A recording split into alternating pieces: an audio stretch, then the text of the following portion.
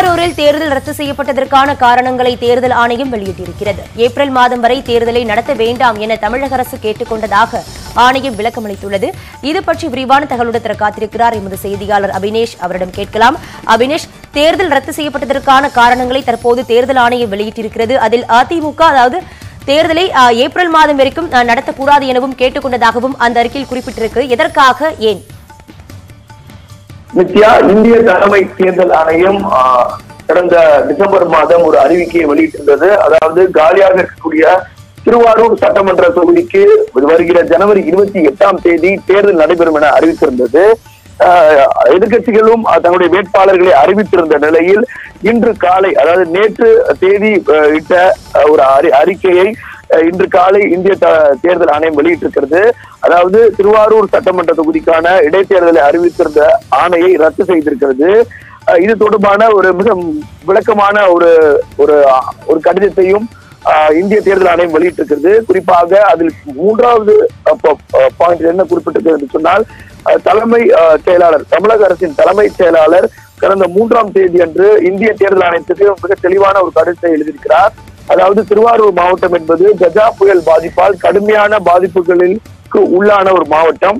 எனவே அந்த மாவட்டத்தில் இன்னும் இயல்பு நிலை திரும்பவில்லை. புயல் நிவாரண பணிகள் இன்னும் முழுமையாக நிறைவடையவில்லை.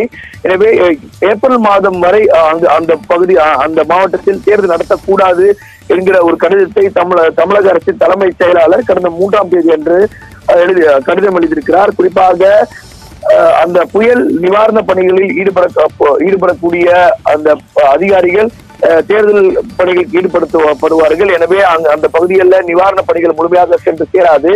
அதே போல பொதுமக்களும் அந்த பகுதியில இயல்பு நிலைக்கு இன்னும் முழுமையாக திரும்பவில்லை. குறிப்பாக பள்ளி கூடம் செல்லக்கூடிய மாணவர்கள் வரக்கூடிய பொதுத் தேர்வு என்பது மார்ச் மாதம் நிகழவிருக்கிறது. எனவே இவற்றையெல்லாம் காரணமாக மேற்கோள் காட்டி தமிழக அரசின் தலைமை செயலாளர் ஒரு கடிதத்தை அளித்திருந்தார். அதை மத்திய உள்துறை அமைச்சகத்திற்கும் இந்திய தேர்தல் ஆணையம் அனுப்பி வைத்து அந்த பகுதிகளில் இயல்பு நிலை எவ்வாறு இருக்கிறது என்பதையும் இந்திய தேர்தல் ஆணையம் தெரிந்திருக்கிறது. அதுக்கு பிறகாகத்தான் நேற்று முன்தினம் ஒரு அறிக்கையை அனுமதி அளித்திருந்தது. அதாவது புயல் பாதித்த திருவாரூர் மாவட்டத்திற்கு மட்டும் அந்த புயல் பாதிப்பு நிவாரண பணிகளை மேற்கொள்ளலாம். அதற்கு எந்த தலையீடும் இல்லை. ஆனால் தலையும் இல்லை. ஆனால் எந்த அரசியல் தலையீடும் இருக்காமல் அதை அதிகாரிகள் மூலமாக செய்ய வேண்டும் என்கிற அனுமதியை அளித்திருந்தது. இருந்த போதிலும் இந்திய கம்யூனிஸ்ட் கட்சியினுடைய மாநிலங்களவை உறுப்பினராக இருக்கக்கூடிய டி ராஜா அவர்கள் ஒரு கடிதத்தை எழுதியிருந்தார். அதையும் இந்திய தேர்தல் ஆணையம் மேற்கோள் காட்டியிருக்கிறது.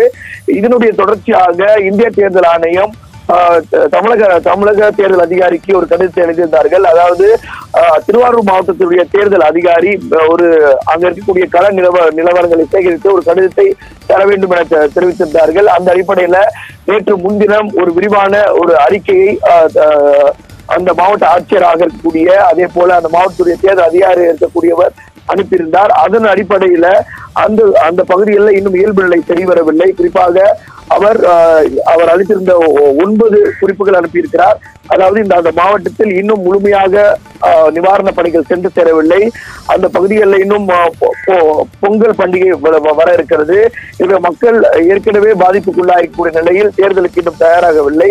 அதே போல அங்க இருக்கக்கூடிய வணிகர்கள் ஏற்கனவே பெரும் பாதிப்புக்கு உள்ளாகி இருப்பதால் அவருடைய கட்டமைப்புகள் இன்னும் மேம்படவில்லை.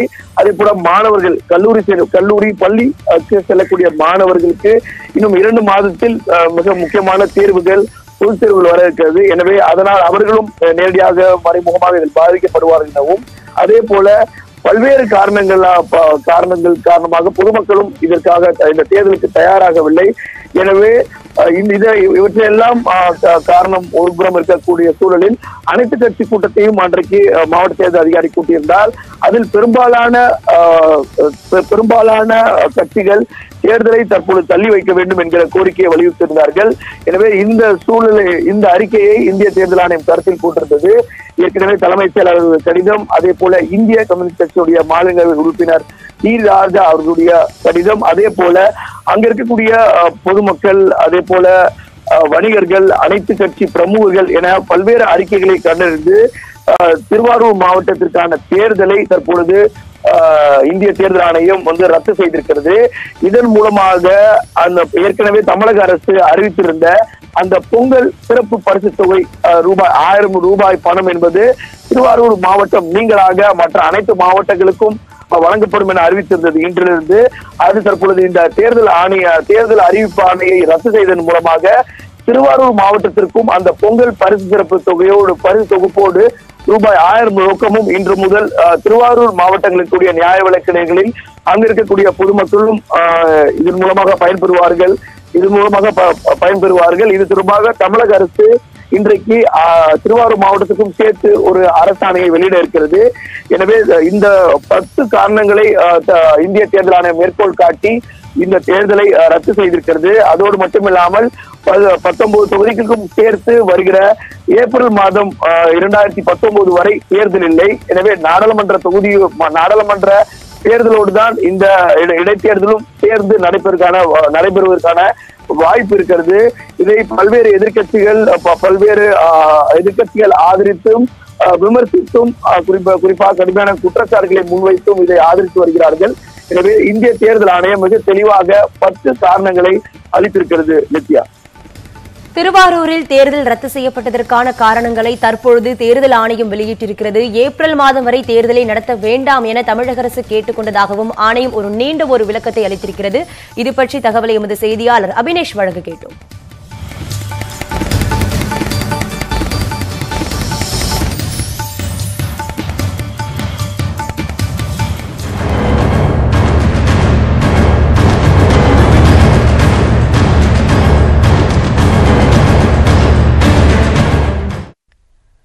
திருவாரூர் தொகுதியில் இடைத்தேர்தலை நடத்த எதிர்க்கட்சிகள் தயாராக இல்லை என்று அமைச்சர் OS மணியன் விமர்சித்துள்ளார்.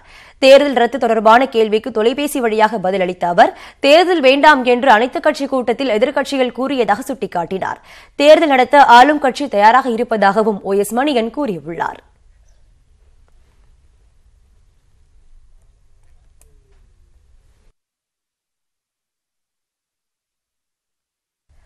தற்போதைக்கு தேர்தல் நடத்தப்படக்கூடாது என்பதுதான் எங்களின் நிலைப்பாடு என அதிமுக செய்தி தொடர்பாளர் வைகை செல்வன் கூறியுள்ளார். அதே சமயம் தேர்தலை கண்டு அஞ்சவில்லை என்றும் எப்போது தேர்தல் வந்தாலும் அதனை எதிர்கொள்ள தயாராக இருப்பதாகவும் அவர் கூறியுள்ளார்.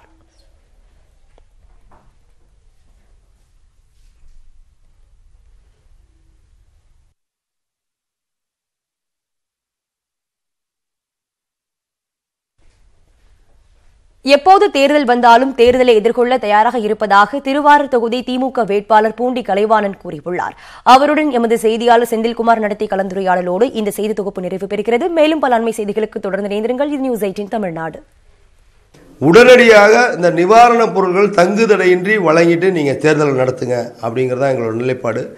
களத்தில் நாங்கள் இன்னைக்கு எந்த அளவுக்கு மிக துரிதமாக எங்களோட பணியை ஆரம்பிக்க முடியுமோ அந்த அளவுக்கு ஆரம்பித்தோம். அதை விட எங்களுக்கு பெரியது என்னென்னா, மக்கள் நாங்கள் போகிற இடத்துல எல்லாம் அவ்வளவு எழுச்சியோட வரவேற்பு. முதல்ல தேர்தல் பணியை தோக்குறது நாங்கள் தான். அதை மக்கள் அவ்வளோ தூரம் எழுச்சியான வரவேற்பு இருந்துச்சு.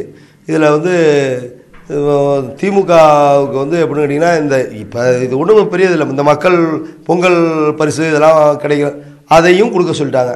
ஆனால் மத்தியில் ஆள்ற பாஜகவும் தமிழ்நாட்டில் உள்ள அவங்கள அடிமைகளாக செயல்பட்டு இருக்க அதிமுகவும் இது வரைக்கும் வேட்பாளர் அறிவிக்கலை. அதாவது வேட்பாளர் தேர்வு செய்கிறதுக்கு வேணால் ஒரு டைம் எடுத்துக்கலாம். அவங்க எப்படி அறிவிக்கிறதுக்கு என்ன இவ்வளவு 2 நாள் அவகாசம் எதுக்கு? இது எப்படின்னா மத்திய அரசு எப்படி நீ அதுக்குள்ளே நீ இன்டர்வியூ பண்ண என்னமோ ஸ்கூல் டீச்சரு ஸ்டூடெண்ட்ஸை இது பண்ணுற மாதிரியும் ரொம்ப ஒரு கொத்தடிமை மாதிரி இன்றைக்கி அதிமுக நிலைப்பாடு இருக்குது. அதுதான் இந்த தேர்தல் ஒத்தி வச்சதுக்கான காரணம். இவங்க எப்படி இருந்தாலும் நாடாளுமன்ற தேர்தல் நடத்தியே தீரணும். அப்போ பாஜகவோட நிலை என்னங்கிறது அவங்க அப்போ தான் புரியும். அதே மாதிரி பாஜக நாடாளுமன்ற தேர்தலோட இந்த இடைத்தேர்தலும் வரும். இந்த இடைத்தேர்தலில் தமிழ்நாட்டில் அதிமுகவோட நிலை எந்த அளவுக்கு இருக்குங்கிறத அன்னைக்கு அவங்க புரிஞ்சுக்குவாங்க. ஒன்றில் ஒரு 2 மாதம் 3 மாதம் நாங்கள் பொறுமையாக இருக்கோம். ஆனால் இந்த வெற்றியை யாருமே தடுத்துட முடியாது, தள்ளி வைக்கலாம். அவ்வளோதான். திருவாரூர் இடைத்தேர்தல் இப்போ கஜா நிவாரணப் பணிகள் நிறைவடைஞ்சு மீண்டும் இடைத்தேர்தல் வந்தால் அதில் உங்களோட வெற்றி வாய்ப்பு எப்படி இருக்கும்? அது வெற்றி வாய்ப்புங்கிறது, அதாவது அவங்க என்ன பண்ணாலும் எந்த சூழ்நிலையும் திராவிட முன்னேற்ற கழகத்தை வந்து இந்த திருவாரூர் மண்ணில் அவங்க கிட்ட நெருங்க கூட முடியாதுங்கிறது எல்லாருக்குமே உண்மை. அவங்க மனசாட்சியோடு சொன்னாங்கன்னா அவங்களுக்கே தெரியும், அதிலெல்லாம் மாற்றம் இல்லை.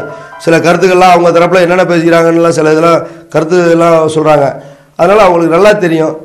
என்ன இந்த வெற்றி வந்து மிகப்பெரிய ஒரு அதிர்ச்சியை ஏற்படுத்துகிற வெற்றியாக இருக்கும் எங்களோட வெற்றி அவங்களுக்கெல்லாம். காரணம் என்னென்னு கேட்டிங்கன்னா, இங்கே களத்தில் வந்து அவங்கெல்லாம் அந்த கஜா புயல் அப்போல்லாம் பார்த்தீங்கன்னா உங்களுக்கு ஊடகவியலாளர் நீங்களே தான் செய்திகள்லாம் போட்டு உங்களை கொண்டு தான் நாங்கள் தெரிஞ்சுக்கிற சூழ்நிலைலாம் சில இடத்துல வந்துச்சு. அதிமுக நிர்வாகிகளை ஓட விரட்டினாங்க. ஏன்னா இங்கே பிஜேபி யாரும் பிஜேபிக்காரவங்கள விரட்டல. ஏன்னு கேட்டிங்கன்னா பிஜேபிக்காரவங்க இங்கே இல்லை, அதனால அவங்க போய் எதுவும் பண்ணவும் இல்லை, அதனால அவங்கள விரட்டவும் இல்லை. அதிமுக கொஞ்சம் இருக்கிறவங்க போனவங்கள அடித்து விரட்டுற அளவுக்கு மக்கள் இருந்தாங்க. காரணம் என்னென்னா அவ்வளவு காலதாமதமாக 24 மணி நேரத்தில் ஒரு எதிர்கட்சி தலைவர், இவ்வளவு பெரிய நிலையில் உள்ளவர், இவ்வளோ பெரிய கட்சியோட தலைவர் வந்து மக்களை பார்த்து சந்தித்து அவங்களுக்கு ஆறுதல் கூறுறாரு. ஆனால் உள்ளூரில் இருக்கிறவங்க யாரும் அதிமுககாரவங்க போகலங்கிறது வெளிப்படையாக தெரிஞ்சு நிச்சயமாக திராவிட முன்னேற்ற கழகத்தின் வெற்றி வாய்ப்பு தளபதி அவர்கள், இன்னும் சொல்ல போனால் தளபதி அவர்கள் ஒரு ரவுண்டு அப்படி வந்துட்டு போனாங்கன்னா அது போதும். அதுக்கப்புறம் எந்த கும்பலாலும் இந்த திராவிட முன்னேற்ற கழகத்தோட வெற்றியை எதுவும் பண்ண முடியாது. தலைவர் மண்ணின் மைந்தர் முத்தமிழறிஞர் தலைவர் கலைஞர் அவர்கள் தான் இந்த தொகுதியோட வேட்பாளர், அவரோட பிரதிநிதியாக நான் நிற்கிறேன், வந்திருக்கேன் அப்படிங்கிற மாதிரி தான் நான் சொல்லி வாக்கு சேகரித்தேன். நிச்சயமாக மக்கள் தலைவர் மேலே எந்த அளவுக்கு பிரிய வச்சுருக்காங்கங்கிறது எனக்கு நல்லா தெரியும்.